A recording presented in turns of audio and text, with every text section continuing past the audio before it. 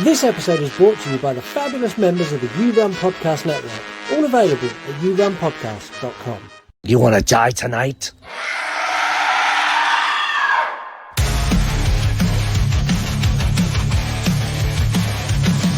The dad jokes he tells sets the scene. I hang on every word lost in the screen. The passion for fear is contagious enough. You make me believe in Mark's overblown roundups. You run podcasts or a movie review, unveiling facts and playing games too. Your words paint pictures of darkness and dread, leaving me grinning long after I fled. But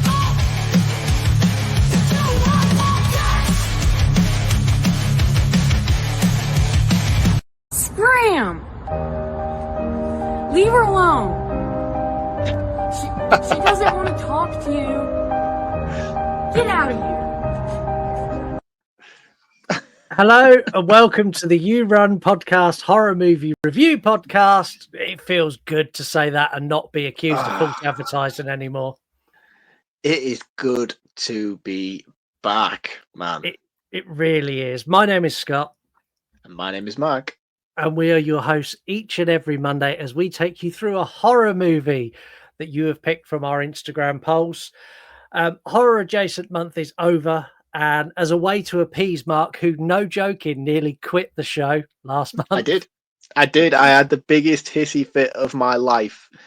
And people will think we've made that up, but you genuinely messaged me, not in the group chat, straight to me, but mate, I am about to fucking walk. What are you doing? Yep. Yeah, but the thing is, like, I was just pissed off, man. I was like, this isn't what I give up my free time to do. I don't like it. Don't enjoy talking about it. This isn't for me. Get a guest in. I'll be back next month. Yeah, and like I really had to appease you. And the way I appeased you is we're now into brutal and extreme horror month as a way to balance out the yin to the yang of what we done last month. Now, if you're new to the show, we kick off with a brief synopsis, followed by more depth, spoiler-heavy look at what we liked and what we didn't like. Later on the show, we're going to check our voicemails. We're going to go through the return of 3-word review. And we're also going to play a game, which I'll be honest, even at this moment in time, I haven't fully fleshed it out in my head. I have the bones of a game that we're going to put together in about 40 minutes' time. This is not going to end well. I'm sure it'll be fine. Like, I've got an idea that kind of is a game. We'll make it work. Yeah, we always do. For the first time in a very long time, I'm going to add a warning to this episode. This episode contains conversations surrounding sexual assault, rape, and violence against women. If you feel that any of this may affect you in any way that is negative, please either stop listening now or proceed with extreme caution, because this is going to be a rough episode for you. Yeah. When Mary and Paige decided to go and smoke weed with a cute boy they met, little did they know a few hours later, one of them would be dead and the other one would be raped and running for her life. Neither did they realize that the gang who committed these acts would turn up at Murray's parents' house and use it like an Airbnb, right up until the point the parents realized what happened and dish out some well-deserved vigilante justice. Today, we bring you our review of The Last House on the Left from 2009. My eyes! My eyes! They're actually bleeding. I'm going to call you out. This was your wild card pick. On what planet did you go, do you know what? This is going to be a really good movie to talk about. Because when I watched this, I was like, oh my fucking God. And I immediately regretted it when I started watching the movie myself. The thing is, like, we had this discussion and we was like, look, we'll balance things out. We'll just do a really fucking brutal R-rated sort of kind of month where we just pick the worst, nastiest shit we can find. Now, it was a wild card pick. So we had 2 movies in the final, which was Eden Lake and... Can't remember the other one, but it was a tie. No. It was a tie. It ended up in a tie, and we came for a pick. And he was like, you take this one, you pick the wild card. And I was like, right, you guys who follow me on my review page know that I like purposefully seek out deep, dark, fucking horrible stuff. So I had a list of like stuff that I was going to pick from. Martyrs was like being one of the top ones and things like that. And possibly like Human Centipede 2, because I know we'd done the first one. But I was like, no, I'll keep it kind of in a position where it was widely released in the cinema, not just some sort of dark indie weird shit that I kind of watch. Something that people I know will have seen and will have want to hear us talk about. I picked Last House on the Left because I thought it was one of those movies that came out in the late 2000s that was released in cinema that I know quite a lot of people appreciate. I was like, oh, I'll just pick that. I know it'll be a popular episode because people know it. I've not seen this movie, and I was like, it'll be fine. We'll just watch that. We'll have a slow start to the month, and we'll just get darker and darker from there. I don't know where we go from here. Honestly, I haven't seen this movie probably since it came out, and within the first 10 minutes, like when you meet Mari and you meet her parents, and you see like the really happy kind of life they've got, and you find out that she's lost her brother, like that whole setup, I really latched on to that character. It's like, oh, you're such a nice girl, you're such a nice kid, you've got such a supporting family, and you've had this tragedy, but they're all really behind you. And like then she goes and meets her friend, and they're like, they meet the boy, and as soon as they're like, oh yeah, I can get some weed, and they go with the boy, as soon as they've done that, the anxiety in my body, because I knew at some point that scene that we'll talk about in a minute was coming. From that moment on until that happened, my anxiety was through the roof. I'm like, oh no, don't go in there. Like a friend goes into the house, I'm like, just leave her in there. Like, don't go in. Just go. Just leave. Just ring her on your phone. Leave her. Like, just fuck off. Don't. It was awful. Yeah, and that's the thing. Like, I knew this was a rape revenge story, and for those of you who know me, I stay well away from these kind of movies. They don't sit well with me. I think it's a really, really difficult line to balance to get these films right. And it's not very often from the ones that I have seen that I think, yeah, that's justifiable. And I knew this was one of those type of movies, but I thought because it was such a widespread and wide popular movie that was released in cinemas and stuff like that, I was like, it'll have been a tamed down version of what was originally intended. It'll be fine. But I still had that really severe level of anxiety of when is it coming? Yeah. When is the moment that we hit that? Because with all these type of films, you have that moment. You have that initial fucking horrible sequence which sets up the rest of the movie, which then goes on to have the whole revenge plot sequence where you take out all these people that you've come to hate because of the act that's occurred. For me, with Last House on the Left, man, I have never experienced an anxiety-inducing level of feeling like I have in. I don't think I've ever had it. I've always known when I'm watching horror movies where there's going to be a jump scare, but you get that little set 30 seconds of it's going to happen now. With Last House on the Left, you get that for almost an hour of this movie's runtime before that sequence actually happens. But you spend that entire hour with situations that unfold throughout where you think it's going to be now. It's going to be now. It's going to be now. Surely it's going to be now. Surely it's going to be now. And it's not. And it's an hour in before that sequence actually happens. And there is so much stuff that happens before it. But you spend the entirety of that first hour just in panicked mess. And I did. Anyway, I even said to you, I messaged you. I was like, dude, I'm so fucking uncomfortable right now. I don't know what's going on in this film, but I do not feel safe. I'm going to have to take a break. Yeah, and like, I think the reason it has such an impact is they show you some of the acts that this crew do earlier on. So they show them kill a couple of, and they're ruthless, and they're doing it because they enjoy it. And then you get the scene where the girls are in the cabin with the boy and they're smoking weed, and they come back. And like as soon as they come back, I'm like, oh no!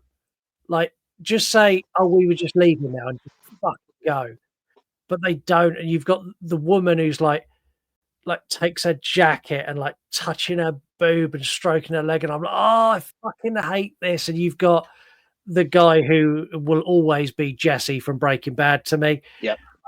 He's just awful. And then you've got the dad who is the biggest scumbag ever, like beats the fuck out of his son for bringing these two girls back because he knows they're on the run, and like that whole scene there is just so uncomfortable, and it just makes It's you awful. yeah, it just made me want like this is one of the few movies that I've gone. "Ah, I don't like this to the point that if it wasn't for the show, I'd probably have turned it off. Yeah, I think I would have done as well. If I'd have chose to kick back and relax on a Friday night and a couple of beers and a takeaway and watch this film, I would have tapped out, I think, and be like, no, this is not the experience I came into wanting watching a movie. No, and like even when you get the first her friend who tries to run away from the kitchen or the bathroom, McLovin's girlfriend. yeah, and she gets like beaten up and dragged back in. You're like, it's so excessively violent. It's not even like a little Yeah. bit violent. It's so over the top, and you're like, oh. And the thing is, people, what makes this scary is this rides a line of there are people like this in the world. There are criminals and stuff who behave like this, and this is normal. And this movie does a really good way of portraying these as real people. It's not Hollywoodized. It's not like they're acting. They are just fucking scumbags. That's one thing I was going to say about this is like, if I was to compare this opening segment in the motel and stuff, the first thing I would go to is The Devil Rejects, Rob Zombie's movie. That movie plays out very similar beat for beat. But the thing is with The Devil's Reject is because these characters are so cartoonized, is that even the right word? Yeah, they're caricatures. Yeah. Caricatures, yeah. So they're so overly over the top with Captain Spaulding and fucking the whole Firefly family are just sort of very elaborate in their ways of doing things, that it's a digestible sort of story to unfold and unpack and watch within a reasonable sort of level. Same with the From Dusk Till Dawn, the way that Quentin Tarantino's character is when he kills a maid in that first segment in that movie. It's almost overly unrealistic in the terms of their characters that when you're watching it, you can digest it with a reasonable manner. But here, because everything feels so grounded and so realistic in the approach that they take, it's really fucking difficult to watch, man. And one thing that I really struggled with the most, I haven't watched a movie like this in probably 6-7 years. I've had a daughter since the last time I watched a movie like this. I couldn't think of anything else, man. I really couldn't think of anything else. I have a young 4-year-old daughter, blue-eyed, blonde-haired little princess, and I'm watching this movie and I'm like, fuck. Like I do not want her to leave my house ever. No, and it really put me in a really weird place, man. It really did. Yeah, and it's really difficult. Like I've got obviously older boys, I've got an older daughter as well, and I've got younger kids.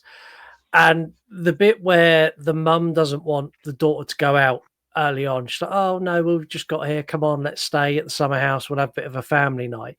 And the daughter's like, "Oh look, you two can have a night together." Like these are conversations I've had with our older kids, and there is a point when they reach a certain age that you need to give them that freedom, but you need to have sort of ways of staying in touch. There needs to be like this would have been a very different movie had their daughter had values instilled into her that she doesn't go and do. Like she doesn't go with a random boy to a random motel in the middle of fucking nowhere.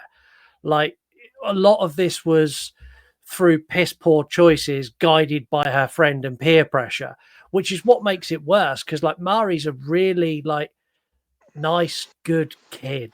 And like you get the thing is, we've both been teenagers. We both know that the choices she made were realistic in the sense that what she did wasn't necessarily due to poor parenting. Your parents can be the greatest parents on earth, but given the situation, you're gonna bend the truth. You're gonna lie slightly, And I think that's what they do really well here. Is most times than not, they would probably pick to choose this as being a troubled teen and rebelling against her parents, which is why she's fallen into the situation she has.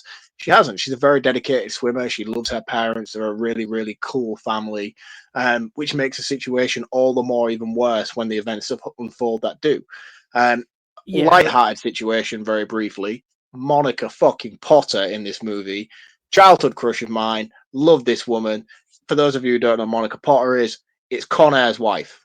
And Yeah. she was the fucking woman of my dreams growing up. I know I've talked in this podcast numerous times about my crushes growing up: Christina Ricci, Laura Dern. Monica Potter was the one. When I watched Con Air for the first time in my life, I knew that was where I needed to be.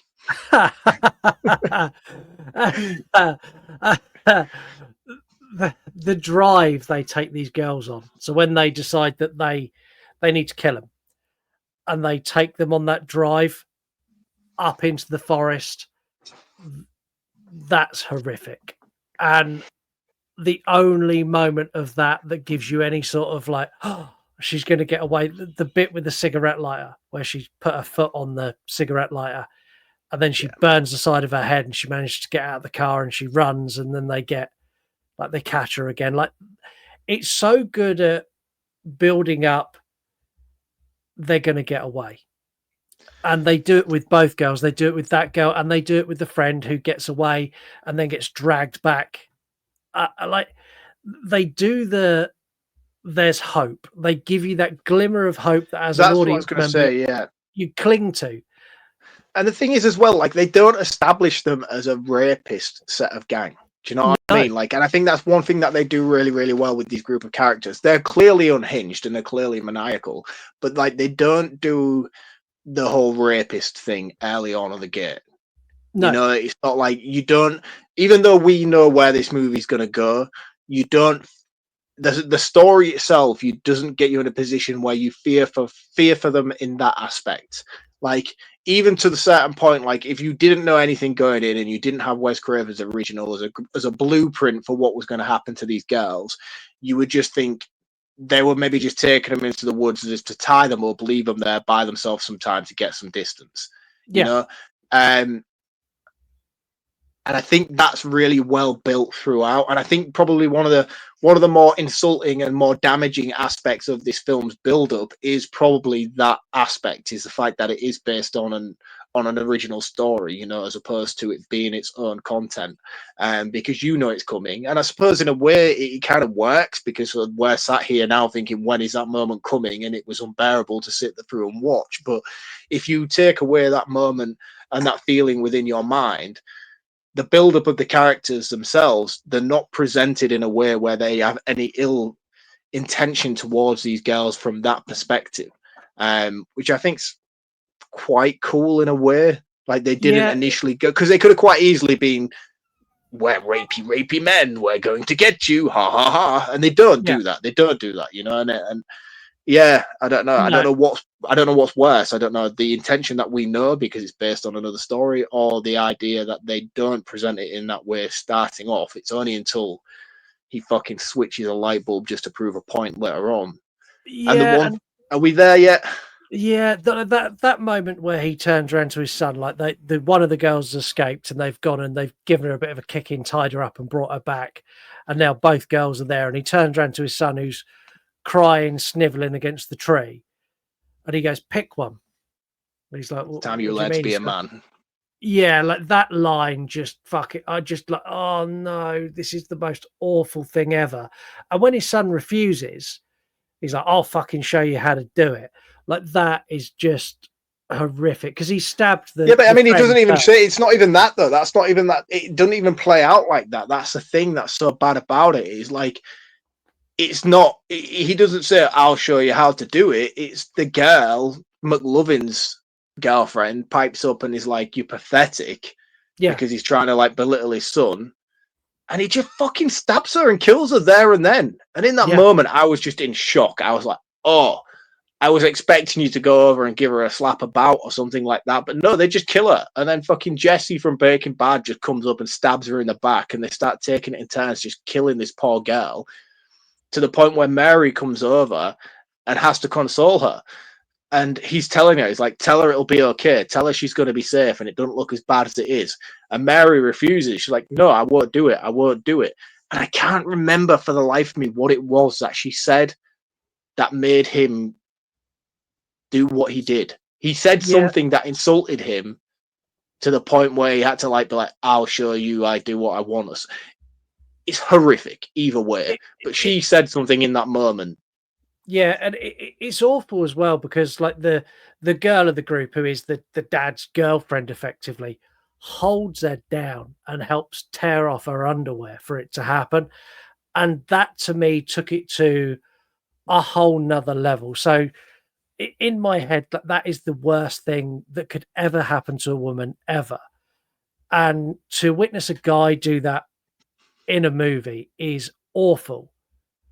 But to have another woman who would understand Assist. how traumatic and awful that would be, like hold her down and laugh and sort of be in on it and almost like giving thumbs up and fucking high fives as he'd done it. And this poor girl is screaming for her life and begging for it to end. I was like, this is awful. And that scene is, fuck me. It must be about 17 hours too long, because that feels like the longest scene. I couldn't watch it. Dude. I texted you, didn't I? We were watching. I was watching it, and I was talking to you throughout while I was watching this movie, saying how fucking crippled I am with anxiety as it's going on. And it got to that moment. It got to the scene that I was dreading for the first hour of the film, and I couldn't watch it. I fast forwarded right through it, and I have this thing on my computer where when I'm watching a movie, you just press the arrow and it fast forwards 10 seconds. I think I pressed it like 6 or 7 times, so a minute and 10 seconds, and it was still happening. It's And way too long. it is fucking. I mean, I don't know the actual scene itself because, as I say, I didn't watch it. I couldn't do it. I couldn't sit there and physically watch that moment unfold. I have a really, really strong fucking thing with rape in movies. I don't like it. I don't like to watch it. I don't feel like it serves a purpose, and I feel like this movie, more than any other that I've seen, usually when they happen in films, I can watch them. I can be like, this is fucking awful. I don't like this. Will it please just hurry up and end? But because they did such a good job of the build up throughout until this scene, by the time it actually got there, and I was like, I can't do it. I can't physically watch this happen. I can't see it unfold on screen. So I just fast forwarded right through. But as I said, 10 seconds of time, 7 or 8 clicks, minute and 20 seconds, and it was still going on. And then we finally get to the end of it. I genuinely thought it was going to be one of those where they were taking turns moments, where like then Jesse from Breaking Bad was going to have a go, and they'd finally make that they would force it. I've seen a film where they do the similar sort of thing. I don't know whether it's I Spit on Your Grave remake, where they do the whole taking it in turn kind of thing, and they get the guy who's drunk and make him do it as well. Yeah. I think it might be I Spit on Your Grave remake, which again, I really like the I Spit on Your Grave remake. The reason being is that scene doesn't go on for fucking 5 minutes, and it's insinuated, but it's not the full length of the act itself. Yeah. Still brutal as fuck and still absolutely horrifying to watch, but again, at the same time, it's not as fleshed out as it is here. And I think I'm really conflicted with the importance of it, and like I feel it's relevant. Do you know what I mean? Like this is a really conflicting thing that I have in my mind with these movies. I feel like it's there. It is very relevant because the more heinous the act is, the more gratification you get from the repercussions that follow. And honestly, you know what I mean? I hate this group so much. Like the guy who does it, like the dad, like I want him to have, after this, I want him to have the most brutal, horrific, drawn out death that they can possibly concoct. And I want this. Yeah, and I want the same for Jesse, and I want the same, if not worse, for the woman who held her down. Like, it serves a purpose of making me absolutely despise these characters. Like, these characters could do the most wonderful acts straight after this. They could fucking save humanity, save puppies. I wouldn't give a fuck, because what they've done is so unforgivable. I hate them now on a level that's very rarely I reach with characters in a horror movie. It's very rare I reach a point where I go, you have to die. Like, not just a little bit. Like, it has to be long, it has to be torturous, and you have to suffer. And what makes this worse is the girl like uses a rock and she smashes one of them in the head and she runs away. And the moment when she hit the water, like she jumps into the water, and they establish early in the morning she's a almost like she's a collegiate athlete for swimming. She's almost like Olympic grade. When she hit that water and she fucking started going, I was like, fucking right, you get away, pick these motherfuckers off in the forest. This is awesome. Swim, swim, swim. And then he shot her in the back. I was like, oh. And tip to everyone at home, do not watch this with your wife or girlfriend. No, no. I mean, I this... don't think it makes it any better watching it on your own in a dark room, but certainly don't watch it with your loved ones.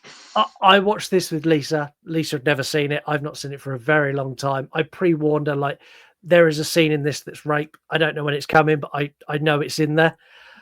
And when it happened, like, I could see Lisa looking at it going, this is awful. And then when she got away, I could see Lisa like, oh, she got away. Oh, fucking, it was almost like a swim, motherfucker, swim. Like that's the energy that was coming. And then when she gets shot, you just saw like Lisa was like, oh, what but again, now? that's the whole thing. It's like this movie does that so fucking well. It's that build up of emotion, the anxiety you get up until that scene, the final breakaway from after that scene to the point where you're cheering. You're like, yes, you go, girl, you get away, you fucking do this. Then you go savage and pick them off one by one. And then all of a sudden it's just taken away from you. That moment of hope and justice is just gone with one single shot to the back, and you're like, fuck, now what? And like what comes next I think is really clever. So you see them get in the car and they drive, and they walk, they end up at because they crashed the car. Because she sort of sends them close to the house where she's staying. This is a holiday home for her and her parents. They go there regularly. It's like a lake house kind of thing. It'd be nice to have the money to have a lake house. Anyway, they go, and then when they're driving through the dirt roads and so she's like, oh, you need to take a left here. And she says that because it's close to where her parents are and where she's staying, and which is why she tries to brake from the car when she does with the lighter thing to the head. So she sort of veered them in the right direction. So when the car does total after the lighter incident, they're within close proximity of her house. It's the closest distance from anything around them. Yeah, and they arrive at the house and they're like, oh, we've had an accident. Like, can you help us? Like, Jesse's nose is all busted up and split. And it just so happens her dad's a doctor or a surgeon. And like, they take him in, and they like, the mum makes hot chocolate for the boy, and they stitch his nose up, and they're the most welcoming family ever. Like, oh, do you want to use the phone? Oh, there's a storm coming. Oh, I tell you what, you can use our guest house as like an Airbnb and we'll sort you out. They're so nice to these fucking monsters, and it plays on the young lad's soul because he's not as evil as his family. Yeah, so he notices the photograph on the fridge of Mary, and it all just comes together full circle. It's like, shit, this is a parent of the girl that my dad has just raped and shot in the river, and he throws his dad under the bus. Because his dad, as he's raping Mary, pulls off Mary's necklace and throws it to his son. And for some strange reason, he keeps it anyway. But when he get back to the house, he places a necklace in plain sight where the parents will find it later on. Yeah. And I think from where it plays out here, I'm a dad of a girl. And what I'm going to say may not land with some of our audience. Some of our audience may not like what I'm going to say. They got off light in comparison to what I would do. Yeah, like, and I think that's one of my biggest gripes with towards the climax of this movie. I do feel it is and it isn't. I feel like because we've already established how well grounded this movie is in terms of the characters build up, the setup, and all the rest of it, in terms of the realistic nature of it. When the dad being savage like he is, he's not John Wick. And I appreciated that. They're just trying to survive in the moment. So I kind of get it from that perspective. But at the same time, I would be like, nah, you guys aren't getting an easy kill. I'm tying you all up and you're coming with me. And like me and Lisa were talking about after the movie, I don't think there's a limit of what I would do in retaliation.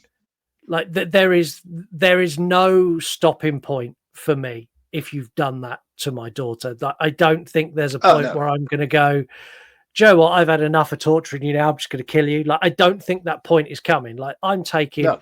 toes off one at a time with a pair of pliers. I'm taking fingers off. Like, I Yeah, am I'm going to patching you up every single time I can with the most amount of pain and suffering you can experience in your life, to the point where you're begging me to end it.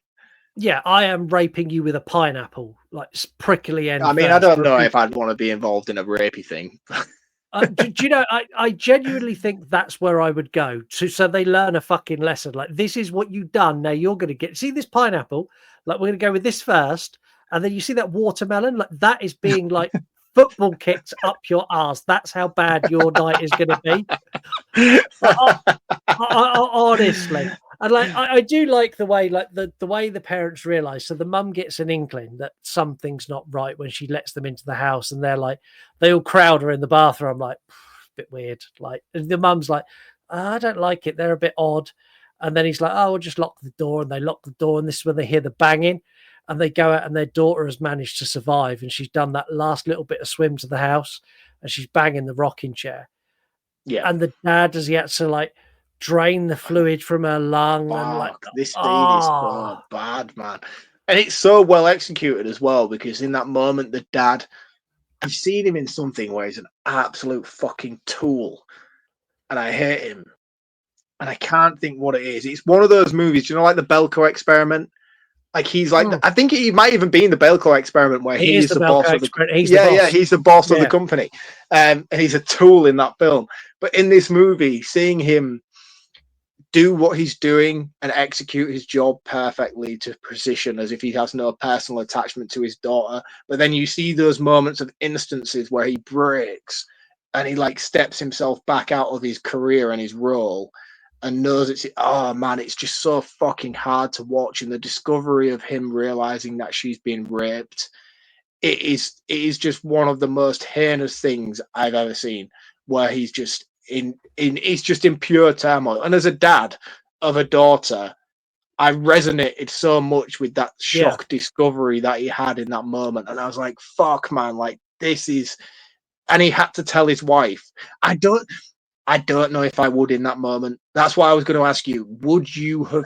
And I suppose in a way he kind of needed to get her at a point where she needed to seek revenge on the same level that he did. But would you have told Lisa in that moment?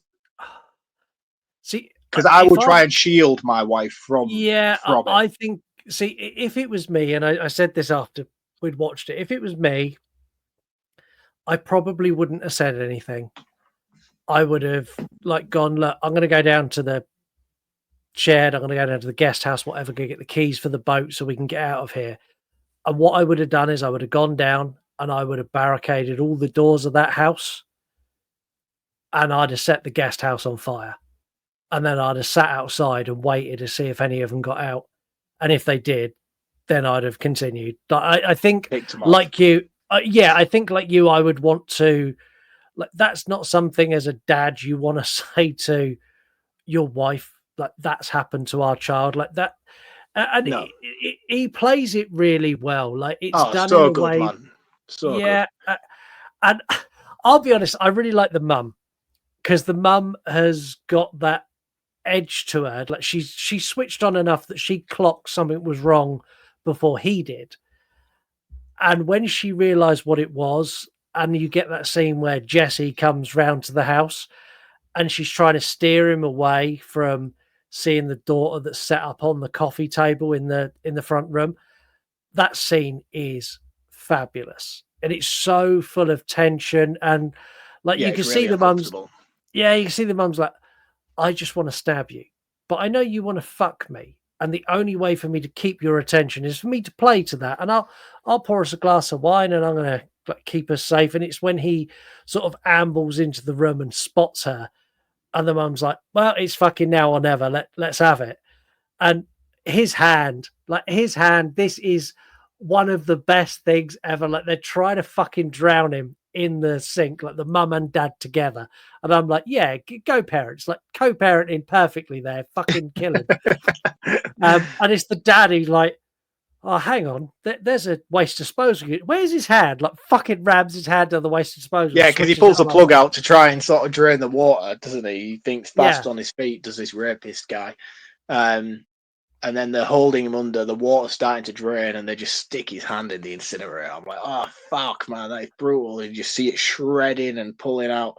And the dad just takes a claw hammer and just fucking ends it straight in the back of the skull. No messing, Rick Grimes style. That's how it's done. I was like, fuck. And you know, the thing is, like, this is one of my favorite executions in the movie. Like, I think this is perfectly fleshed out in terms of longevity, in terms of rewards for us as an audience, for somebody who has done what he has done. And this is one of my biggest disappointments going forward with the rest of the people. I feel like it should have only grown all a step down. It is an all a step down kind of situation, especially the final boss sequence. You know, like, he is the one, and I feel like his moment was very underwhelming, and the closing credit sequence didn't justify it enough for me to feel happy. Happy walking away thinking that was not enough, in my opinion. It didn't me either. So like they off Jesse, and then they venture down to the house with the intent of killing the other two. Like the son's already toying with killing his other three. The son's already toying with killing his dad anyway. I want to know where you sit on the son.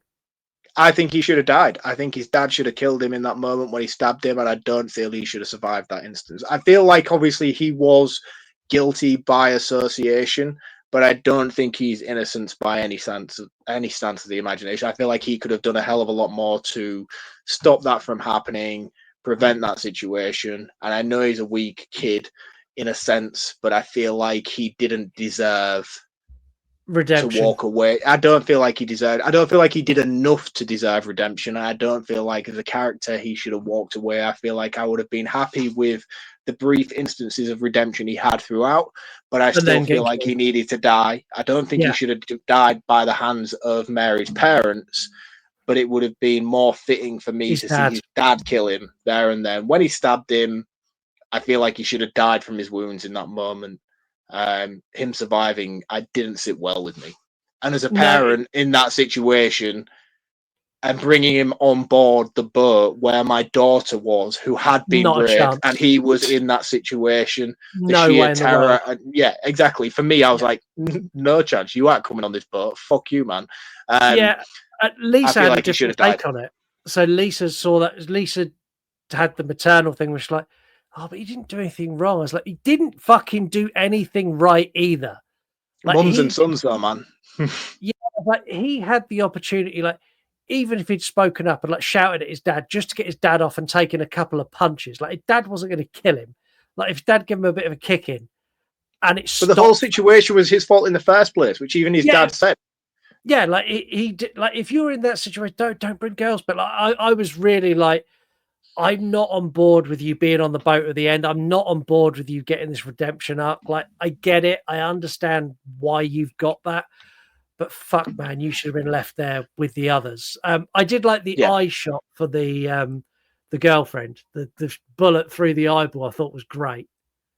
Yeah, it was quite cool. But again, I don't feel like she kind of got... It was just all... The thing for me was because Jesse's death was so fucking full on and so brutal and so bumbling in a way. Like these people clearly don't know what they're doing. It is just a Home Alone-esque kind of takedown of these characters. I wanted more of that, you know, and I feel like everybody, even though the execution of her was very fucking bumbling, she fucking barricaded herself in the bathroom, fucking shower pole, beating him up. You know, the dad takes a serious beating throughout this film trying to get his way through it. But it was just over too quickly for me in that sense. Or it wasn't painful enough in terms of what she deserved. Yeah, do you know what I mean? It wasn't. It just didn't justify the actions that had happened prior for me. And I think the biggest failings of it is because Jesse's kill was so fucking full on and so drawn out and so cool. I just expected the momentum to grow from that point on, and it didn't. Yeah, and like the kill of the main guy, like the kill of the actual rapist itself, was really anticlimactic. There's a couple of moments in it that I thought were really good, like when he's beating the fuck out of the dad. And Yeah, he's like that whole thing where he's chasing him around the house, really, really cool, really yeah, tense building, and it's that moment where he gets the upper hand. Oh, fuck, and he's like, awful. And he's like, "Do you- do you want me to tell you how yeah, fucking tight your daughter was? Oh, man, I was oh, there. And then the dad's like, no, I just want you to beg for your life. And he gets that comeback moment. I'm like, yeah, fucking stake him to the floor like Jesus, cut his limbs off. Yeah, fuck this dude up. And then all of a sudden he just takes a fire extinguisher to the face and he's dead. I'm like, oh, no, this isn't it. Please tell me this isn't it. yeah," and like that moment, like. I'm a very placid. Like, we've known each other a long time now. I'm a very placid person.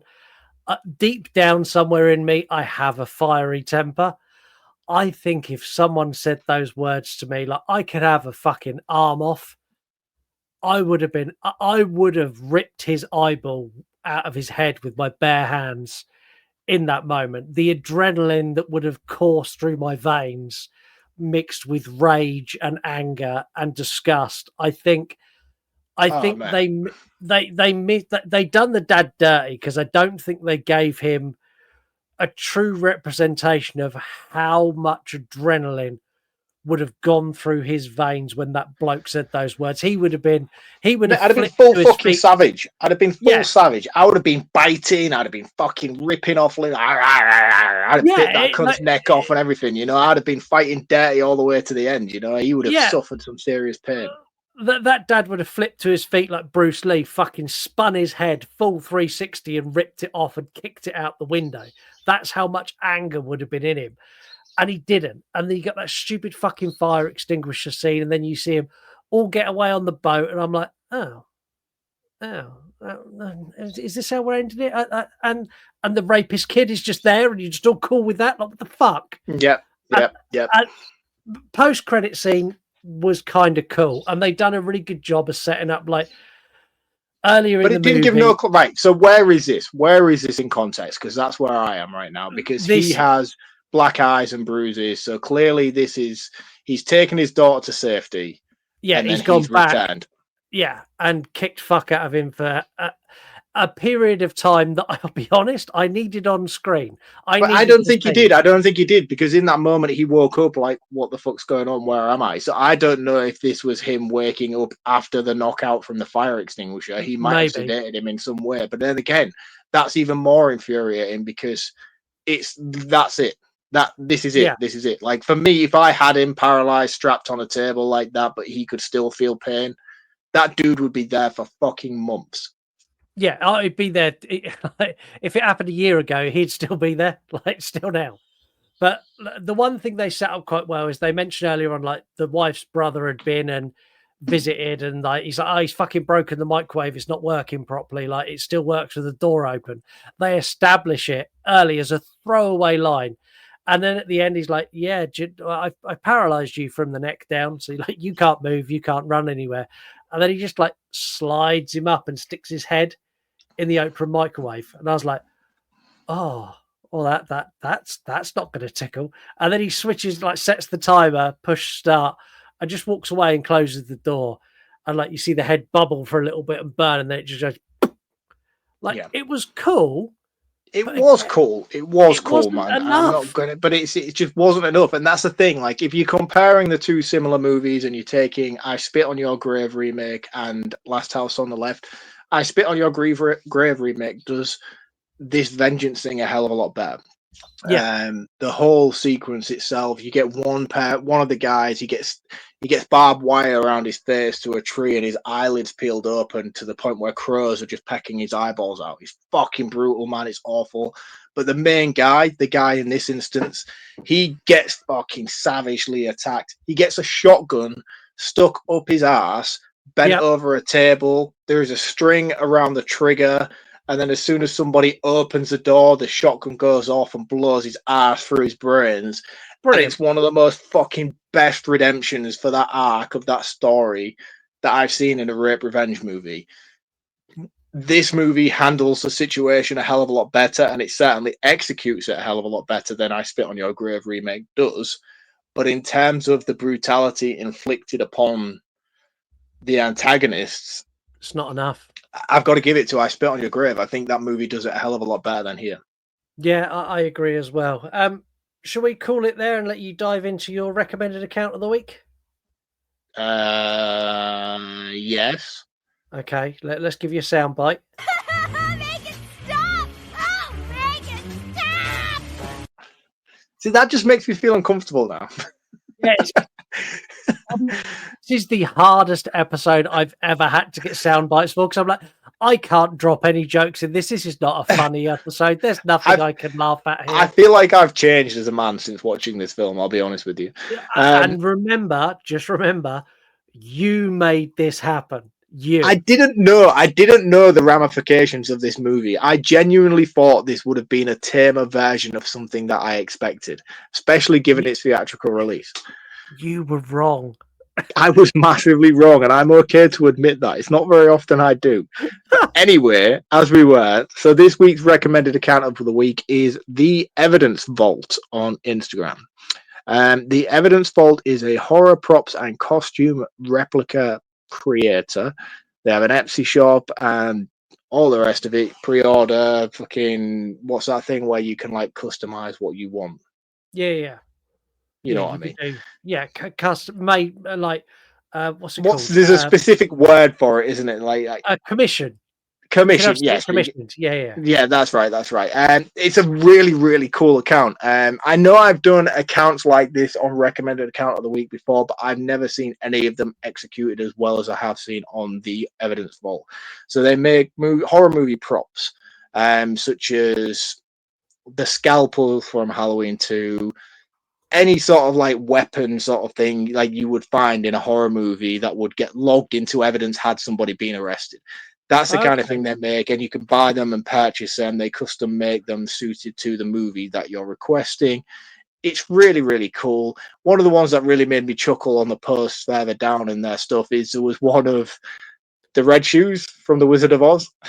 And it was like logged into evidence as like a thing. But yeah, it's a really great account if you're really, really into horror, especially if you're into like certain specific horror movies and you like to collect props and things like that, although they're not horror movie authentic in terms of this is a screen accurate or this was used within the movie as a display piece. If you wanted something like, I keep using Halloween 2 as a reference because that's the only thing that I can think of that's not so generic, such as a scalpel that's used in Halloween 2. If you wanted that with like an evidence logging code and all the rest of it, it would display really, really well on a shelf. Go and check them out on Instagram. It's The Evidence Vault, all one word, no underscores. And as always, if you like certain things on their things, certain movies that stand out to you, it's like, oh, this is really, really cool. I love this movie. I'm here because the You Run podcast sent you. That's all you have to comment underneath. It helps their page grow. It helps our page grow because people who are seeing their stuff who have read that comment will think, oh, who's the You Run podcast? They'll click on the link. They'll go to our Instagram page and they might check out our show. So again, it all comes full circle. Check out The Evidence Vault on Instagram. And as always, let them know the You Run podcast sent you there. Hey everyone, I want to talk to you about a couple of the shows that you can get on the You Run Podcast Network by visiting our website, yourunpodcast.com. Now, the first one of these shows is the Pop Culture Reflections Podcast. This is a show that's hosted by Justin, who's an incredible guy, and he is so engrossed in the pop culture of our history, be that 80s, 90s, more modern into the 2000s, even stuff that is relevant now in pop culture. And this doesn't just cover movies, it's a TV series, professional wrestling, music, like anything you could possibly imagine. He's got a new series at the moment that he's doing with Greg Hoey from You're Gonna Eat That Crust podcast, which focuses specifically on underdiscovered music, so he's definitely worth checking out. The other show I want to talk to you about is the Girl and the Gay podcast. This is hosted by Jay and Becky, and they dive into movies. Not just horror movies, they do action movies, they do romantic comedies. They have a very unique dynamic between them, and Jay hasn't seen a lot of the movies that they cover, which gives a real unique and a real open perspective on things that are considered legacy great movies, Jay might look at them and go, that's dreadful, but it's so authentic and so original that you need to check them out as well.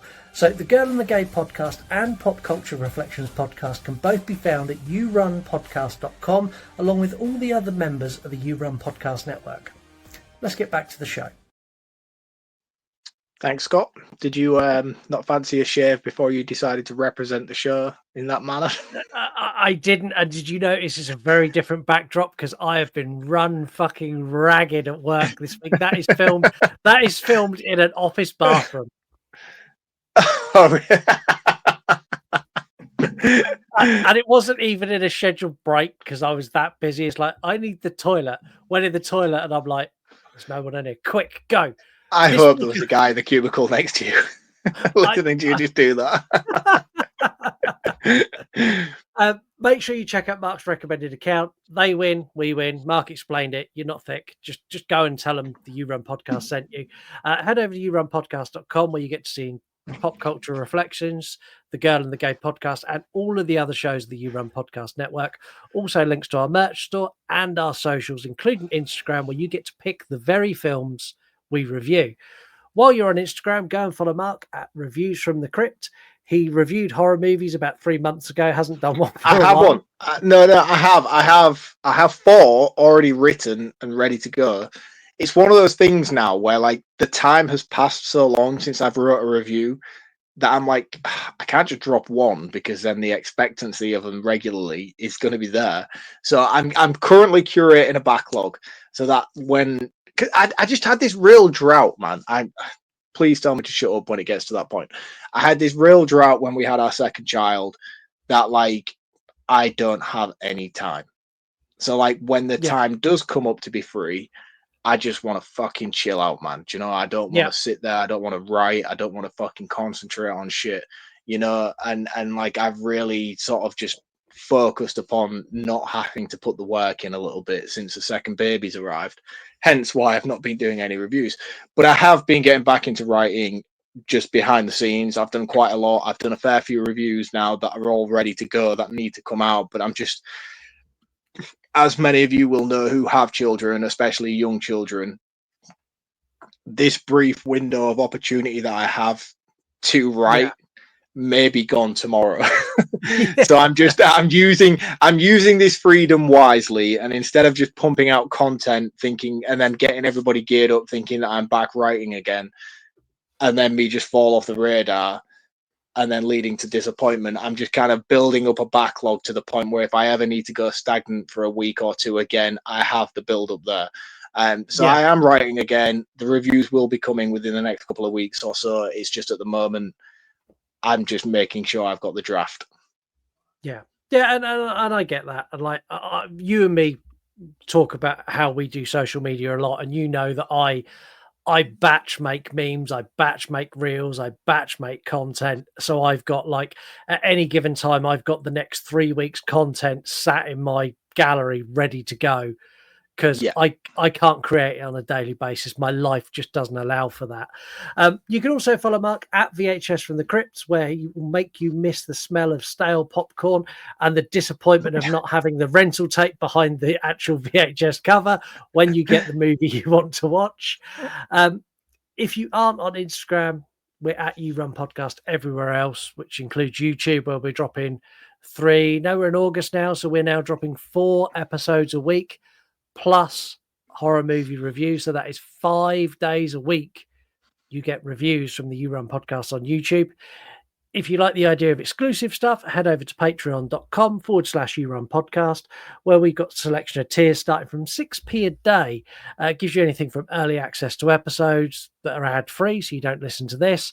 We've also got an additional show where me and Mark talk about, well, lots of other things. You need to go and subscribe to get that. It's a super cool place, and it gives you lots of extra stuff that you just don't get here. So that's patreon.com/You Run podcast. If you can't support us financially, we get it. I understand. Like, as much as I take the piss on episodes, times are really fucking tough.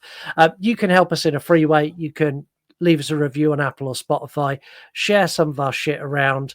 Like, join Patreon for free. Like, I still don't know how to use it. You're going to get some scraps like dropped your way by mistake, and every now and then I'll just throw something your way just because you've joined us and you're part of the team. Yep. Let's dive into some facts.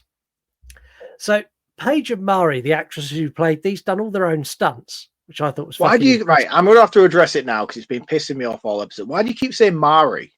Because her name is spelled Mari, Mari. Yeah, but it's Mary. It's Is it said Mary? explicitly throughout the film. It's Mary, and I just thought maybe it's just an accent thing from where you're from, and that's how you say Mary. But it's got like It's 90 spelt minutes wrong. in now, and I'm like, yeah, it's maybe spelt wrong, but the movie itself, it's Mary.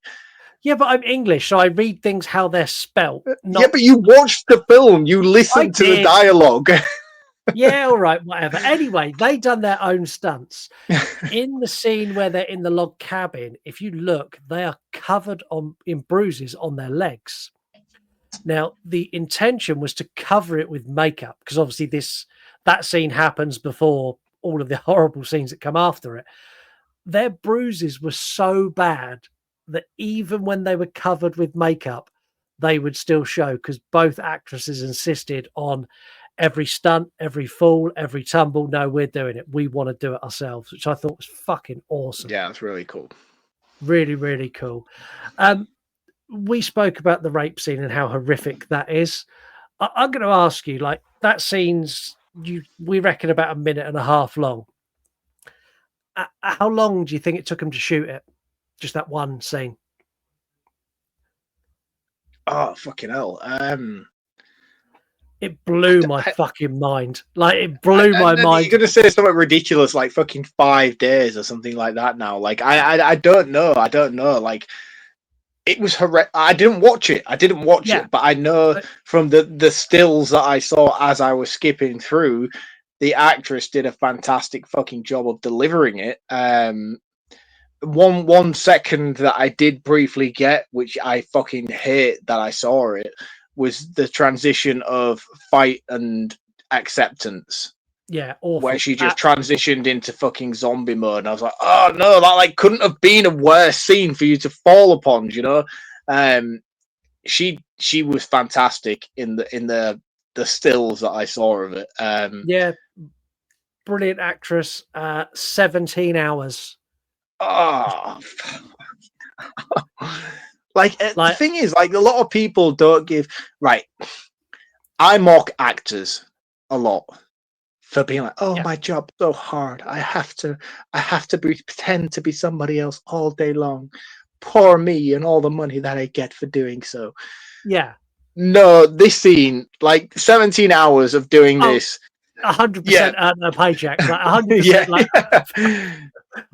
Also, when this episode comes out, I'm going to drop some behind the scenes stuff purely for no other reason, but just to cleanse your soul a little bit. Because some of the behind the scenes stuff and like them laughing and like the two girls like cuddling the rapist, and you see that actually in real life they're all nice people, like made me feel so much better after watching this movie. Well, I didn't realize up until watching this film that the guy who is actually the main rapist guy is the cowboy guy from Fear the Walking Dead. And I loved him in Fear the Walking Dead, but now I'm just like, I can't watch that show anymore. I don't like you anymore. Yeah, he's horrible, man. This was originally going to be filmed in Westport, Connecticut, which is where the original was filmed. They had a threat of severe weather warnings, which led the production to scramble. And this was literally the first location they could get that was kind of out of the way of this really adverse weather. So they took it, which I thought was cool. Like that was we're going to shoot here today. Oh, fuck, no, we're not. I'd like everyone on the phone going, do you have a log cabin that we could use? Like, film a rape scene, like put some blood on the walls. That cool. And I love that side of filmmaking. I think is really fun. Like when something goes wrong and that the mad scramble. I think that's cool. The film was meant to go direct to VHS. It was meant to be a straight to home release. They done a test screening on the instruction of Wes Craven, because Wes Craven was an executive producer. And he said, test screen it. before you put it out on VHS, just test screen it and see how they do. After the first test screening, it was rolled out into all theaters across the world. The thing is as well, like I'm just so blown away by the mass sort of showcasing of this movie. Yeah. You know, like I grew up in a generation where like you see films like the Texas Chainsaw Massacre banned in every country, and then we watch those movies now, and you're like, really, seriously, like you banned this in fucking 67 continents. What are you doing? I get it now, and I'm watching this film, and I don't know whether in 30 years, I don't think it is such a weird thing to have to try and talk about, because when you're watching the original Texas Chainsaw Massacre back in 1974, and you're like, oh my god, this is like the most heinous thing I've ever seen. This should be banned. Yeah. I watched this movie, and this is what now 16 years old. Yep. I don't think I'll ever reach a point in my life in 40, 30 years' time where I'll be like, yeah, that's tame as fuck. Yeah, it's just not going to happen. It's not, is it? I don't know. We might still be here doing this podcast, and I hope we are, and we'll come back to it. And we'll be like in our 90s and our 80s, and we're sat here and be like, do you remember when you made that silly comment about how tame, how The Last House on the Left would be the most horrendous thing you'd seen in 40 years' time? Yeah, I mean, it probably might be, given the way that the world's going, but I'm just saying, like, that for me, it's just, I can't understand that whole banning ritual in the 70s and 80s but compared to what's being released in cinemas now. It's such a stuff, movies like this. Yeah, massive contrast. One thing that I think is really funny, so at the very end of the film, the camera moves away from the farmhouse and it goes down the track road and away from the house. The house is actually the last house on the right. It's not even on the left. That's funny. Which I thought was fucking hilarious. Like, what a great way to end your movie. Go, last house on the left, but it's on the right. Like, who in editing didn't spot that? That's one thing I did like. I like that opening sequence as they're going through down the forest. driveway. Yeah. Really, really, really cool. And again, they do the same thing in reverse with the closing credits before we get that after credit sequence. Really, really cool. Yeah, really, really cool. We've got a couple of voicemails. We've got two. So here's the first one. Gonna play? Play. Hey guys, just listened to the Patreon episode. Absolutely fantastic. It brought back lots and lots of memories for me. One of my first memories was watching the Amityville, probably 5 or 6, as to sleep over at a friend's house. Fantastic. I've got lots to say. First of all, as a vegan myself, I find myself a bit alienated, and you have literally alienated half of your listeners. Well done. We did. Beyond that, I love that website, Does the Dog Die? And I think you should bring that to a regular show with whatever film you're reviewing. You have a quick look at that film on the regular show, because that would be fucking hilarious. I don't get it. As for what I would like to talk about, I don't consider myself a horror fan. I am a movie fan that enjoy horror.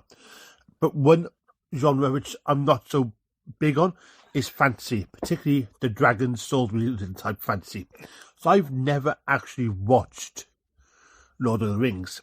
So I think it'd be really cool if you did an episode where you talked about the trilogy, not necessarily a full review, because that takes forever and ever, but just talked about that particular trilogy and maybe the genre in general, because that will give me a reason to go and watch the films which I've owned forever and just never press play on.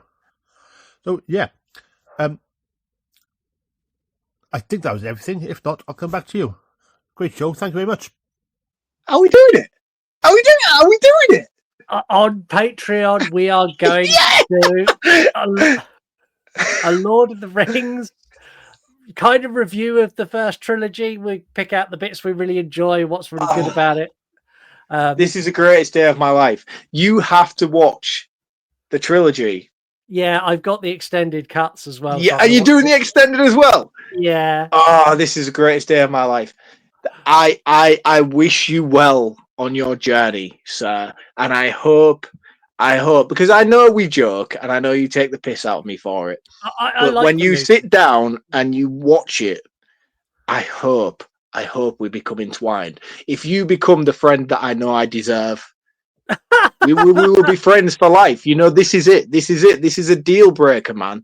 Like, Yeah, you can take your Halloween 4 and Deep Blue Sea jibes all you want, but if you do this one thing for me and you watch the extended cut and you love and you appreciate and you adore the greatness that is the Lord of the Rings, do you want to go I will be your better? friend for life. You know I- that, don't you? I've set aside a day, so this is going to be our Patreon only episode. I've set aside a day. I'm going to do them back to back, and there is a scene that I'm particularly... Just know, right? Just know how important this is to me. Oh, All right. I do, and I have watched So, them. like, And don't come in yeah. thinking, "Oh, I'm going to be really funny and just shit on this for an hour." No, If you do that to me with ill intent, I'll be really, no, really mad. No, I genuinely won't. I'll talk about it honestly and openly, and I'm really excited for this scene. Potatoes. Hold up. Boil them, mash them, stick them in a stew. Do you know what? Dave's just redeemed all his bullshit for the past couple of months. He really has. Yeah. I think this will be the most enjoyable thing. If you've ever heard me gush and love, you know how giddy I can get. If you've been listening to this show for a very, very long time, when I get passionate and I get really, really excited, this is an episode that I am thrilled for. And I want to say as well, like over on Patreon, I rain Mark in a fucking lot on this show. Like, he goes off on a tangent. I'm like, no, let's go back to the movie. The Patreon episode, we just go where the fuck we want. It goes wherever it goes. It could be 20 minutes. It could be fucking 20 hours. Like, no cuts, no edits. We talk till we've had enough. So yeah, it's going to be a big episode. Oh, it's going to be a long episode. Yeah. And did the dog die, Dave? No, unfortunately that stays on Patreon. And we got one more message now. Guess what? It wasn't everything. Regarding your games, I think the rap battle would be hilarious. That'd be cool to see, would it? But I think what would also be equally as funny, because you're obviously on Zoom, would be charades. I think that would just be hilarious to watch you two try and act out these movies on camera. It'd be just great. Yeah. Yeah. Yeah. And I agree. And this is the level you have in our Patreon. This is the level of control. So Dave requested we do Lord of the Rings. So we're going to do Lord of the Rings. He's also requested we play charades. So guess what game we're going to play after we've talked about Lord of the Rings? We're going to play charades. Excellent. That is going to be the fucking best episode I've ever recorded. I'm telling you now. I am so excited. Can we do it now? No, I know. I need to prep. I need to prep. Yeah, and so do I. I've got like 11 weeks worth of film to watch before we do that episode. So yeah, patreon.com/YouRunPodcast. Go and join at the mid-tier level and you will get access to that episode. Anyway, due to the nature of this film, I was massively fucked this week. There was no way I could stick out a caption this and expect you to make funny jibes. No, it wouldn't have been acceptable. No, cover notes wouldn't work. So it's the long-awaited return of 3-word reviews that Mark kind of got rid of because you'd become unimaginative and it was the same shit every single week. I just think people got stagnant. I feel like the effort was gone. People weren't trying hard enough. Yeah, it was time to call it a day. So they've been given now a long break. Let's see if they've improved from when they sort of fell off their game. Dissect That Film Pod made me uncomfortable. Yeah, me too. Yeah, fully. It's a given. It's a given with this movie. Mark's arch nemesis, randomly Eric. Microwave on high. Yes. 100%. I appreciate the comment. I'm just disappointed with the actual sequence itself. Yeah, I am as well. Dave B Movies, couldn't agree more. Got off lightly. Yeah, I already explained. Yeah. Pineapples would be full in force. Kate, Patreon member, she come in with Can't Be Unseen. And no. I've already said this movie's going to stay with me for a long time. That scene, and I watched that scene in its entirety with Lisa, which was a really bad decision to make. Like, it's burnt onto my brain now. It's never going to leave me. No. Finally, Give Me Back My Horror Movies went just simply with, God damn it, Jesse. I was waiting for the Breaking Bad reference. Yeah. Don't forget, you could join any features like this that we share across all of our social media at You Run Podcast, almost everywhere, apart from a few. Just You Run Podcast wherever you are. If we're there, we're there. If we're not, let me know, and I'll probably add us to that as well.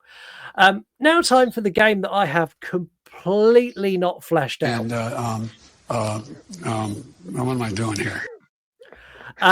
So I had an idea for a game. Right. So it's a word association game. So, like, I'm going to start with a word, or you'll start with a word. For example, Jaws, and then you would reply with another word that's linked to that Shark. movie. Yeah. So, for example, like, I would say Jaws, and you would say boat, and then I would say Screamboat, and you'd say Winnie the Pooh, because they're linked through that dark universe. And we'd go on like that until someone couldn't say anything. Right. Now, Okay. there can't be any long pauses. It's got to be literally boom, boom, boom, boom. If you stumble, you lose. We'll do a couple of these. Do you want to go first with one, or do you want to go with the one that I've got sort of lined up? Like, if it works, we'll do more. But at the moment, I'm thinking one each, and this might be a failed feature. So if you can't follow on from my start word, I get the point. Over. Exactly that. Right, okay, I'll go first then. Okay, go. Given the tone of this movie as well, my first word is rape. Oh, fuck, I'm done. all right, it's 1-0. Go on. Go. Where do you go for like that's how this movie I know. It was an easy win. It was an easy win. I took it.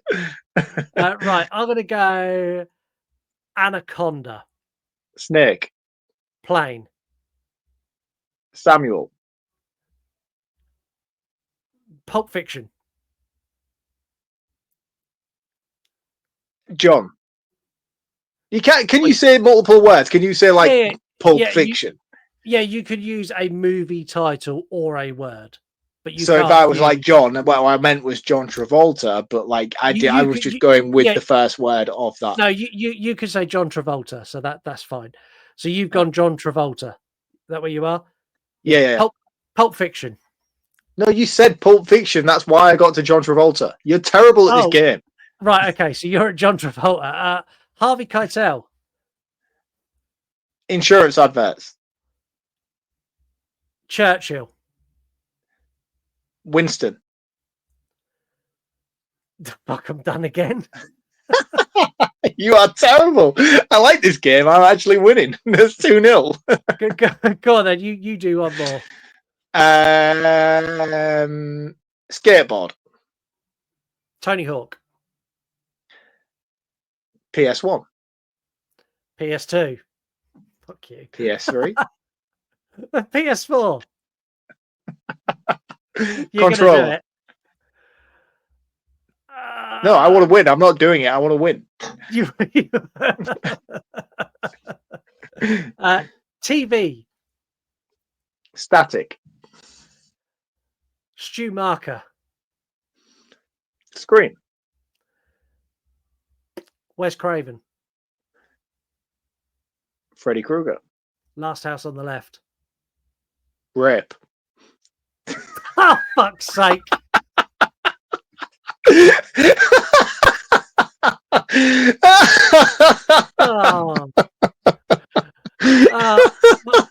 It all comes full circle. Yeah, that's a clear 3-0 win and the perfect end to the perfect start of a game.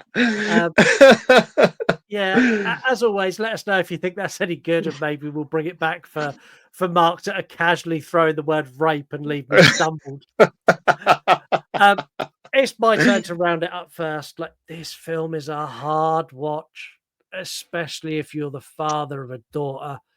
Like, honestly, if I envisage like my worst nightmare coming true, it's this.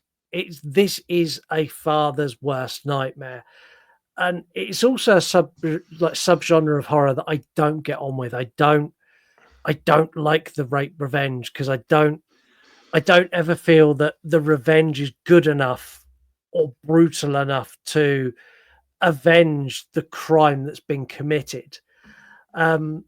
This is shot really well, like from a directorial standpoint, it's great.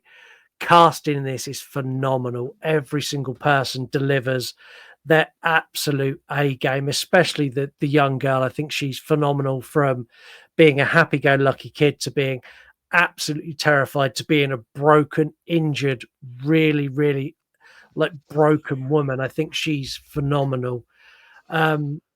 This movie does what it sets out to do. It pulls emotions out of me that not many horror movies do: anger, disgust, rage, sadness, like empathy. Like it gets lots of emotion from me, but I just don't like it. It's not my thing. Like, if you are someone who likes these sort of movies, this is 100% like fully in one of the best of this type of movie. It is way above average. It's just not my cup of tea. I score an enjoyment. I'm going to give it a 3 out of 5 because it's a really good movie, but fuck, I don't like it. Like, if I liked this sort of movie, this would probably be getting top marks just based on the cast and the performances, but I just don't like it. So I can't go higher than a 3 because I'd feel I'm doing myself over. Yes, a 3. Yeah, no, that makes perfect sense. And our scores aren't going to be too dissimilar, and our opinions and our takes aren't going to be too dissimilar, which is very surprising considering the usual run of this podcast.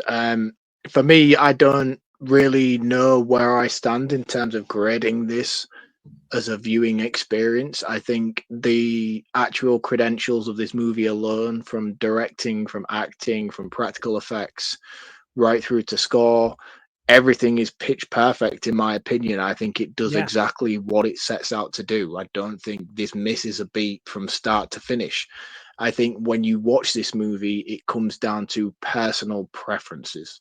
And I think this is either going to be an enjoyable experience for you or it's not. And then whether it is an enjoyable experience for you, there's no shame or no degrading in that. You know, like, you like what you like in terms of horror. We're not shaming anybody, you know. It's, I like certain horror aspects in terms of slasher movies. That doesn't mean I want to set out to be a slasher. No. If you like rape revenge movies, it doesn't mean you want to go out there and be a predator. I'm just saying, like, certain things appeal to certain different people in terms of genres in horror.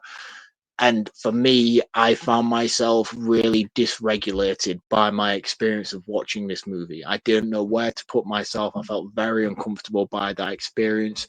And I think if that was the intent of the movie from the get-go, they executed it perfectly from Yeah. start to finish, in my opinion. I don't think like this film misses a beat. Which is very unusual for me to say. I think like I know I've criticized the terms of the overall execution of people at the end in terms of they should have got more or they should have got less for their involvement in the situation, but that again is a personal relationship with the experience, not necessarily if you take it in terms of its grounded reality. It's probably The kill right. of Jesse was very much an opportunistic situation where they had that situation relevant to them. It was 2-on-1. It would make more sense that it would be more graphic and more personal in the moment. The rest of it was a survival instinct, outright sort of take it as you will. And I think from that standpoint, even though we've criticized it in the episode, in terms of reality, it would probably be a lot more realistic, which again is something that the movie hits very well in terms of its beats. We're just sat here filled with rage and anger and annoyance by the situation that we feel like he deserved more. But in reality, would he have got more given the situation that these people have found themselves in? So I think for me, this is very much one of those rare instances where it is a perfect movie. It is executed flawlessly. But again, we do debase this podcast scores on personal enjoyment. And I didn't enjoy my experience with this movie. And it's not because it's a bad movie. No. Everything is great. Everything is done very, very well. I just felt very, very uncomfortable. And there's a lot of times when I'm watching horror movies where I seek movies that make me feel that same sort of teenage little boy scared where you're watching a film of somebody's going to die and I'm sat there behind a pillow thinking, oh, but this isn't the same kind of content. It's not the same kind of fear you get. I felt that sort of spark within me that I had when I was a teenager discovering horror, where I'm like, I don't want to watch this, but it wasn't because a killer was jumping out of a fucking closet to stab a teenager. It was because I was dealing with real world issues and real world problems and real world fears as a father that I felt really uncomfortable experiencing. This movie's going to stay with me for a very, very, very long time. And I think it's made me realize the fears as being a dad to a daughter that I'm going to carry with me for a very, very long time. Not just because of the content of the film, just because those are the fears that you have as a parent. You're always going to be worried about these situations. You're always going to be scared for the safety of your children. But to actually watch it play out and be put in a predicament where you're constantly second guessing the decisions that are made by every character throughout the situation that's unfolding was a really uncomfortable situation for me. I didn't like my experience watching this movie. And again, I really want to stress this enough that this is a really good film. It's really perfectly executed in terms of its filmmaking prowess. It's just, for me, I didn't like it. I had to fast forward certain aspects of it. I couldn't sit through most of it. And I just felt really, really uncomfortable from start to finish. And that's credit to the filmmakers, because that's the content they're dealing with. And they did a fucking fantastic job in doing so. So this is a really fantastic movie. And I don't think there is a film out there that I've experienced myself personally that does it better than this one has. But in terms of scoring it out of enjoyment, I didn't enjoy my time with it. I don't want to watch this film again ever. It's a. I'm going to give it a 3 point. I'm going to give it a 3 out of 5, just to showcase and highlight the quality of movie making on display.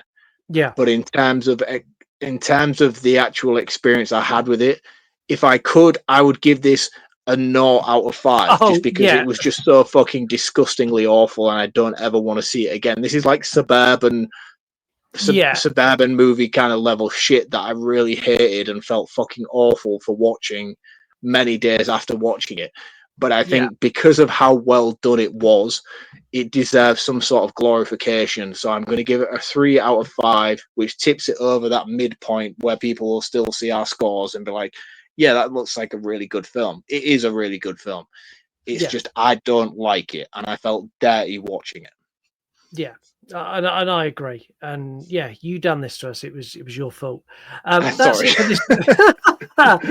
That's it for this week. Next week we're going to be back with more rapey behaviour. This time with a rapey tree, as we dive into the 2013 sequel to the Evil Dead 2013, and it is a sequel, and me and Mark have argued with many people online, and next week we'll explain why it is a sequel and it's not a reboot or a remake. No, we don't even need to. If the people don't understand, then fuck you. You don't deserve to listen to this show. It is a sequel.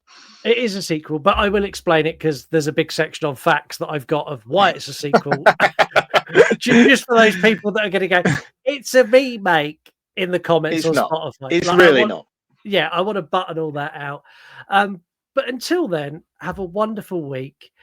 And in a more serious tone, like if you let your older children out, boy or girl, make sure you know where the fuck they are and how to get hold of them. But until then, see you next week. Bye. Stay vigilant, kids. See you next week. You want to die tonight?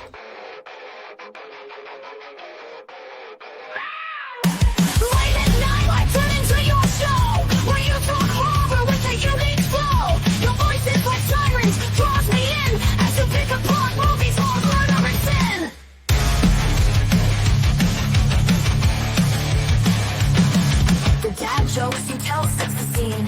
I hang on every word lost in the screen. Your passion for fear is contagious enough. You make me believe in Mark's overblown roundups. You run podcasts or a movie review, unveiling facts and playing games too.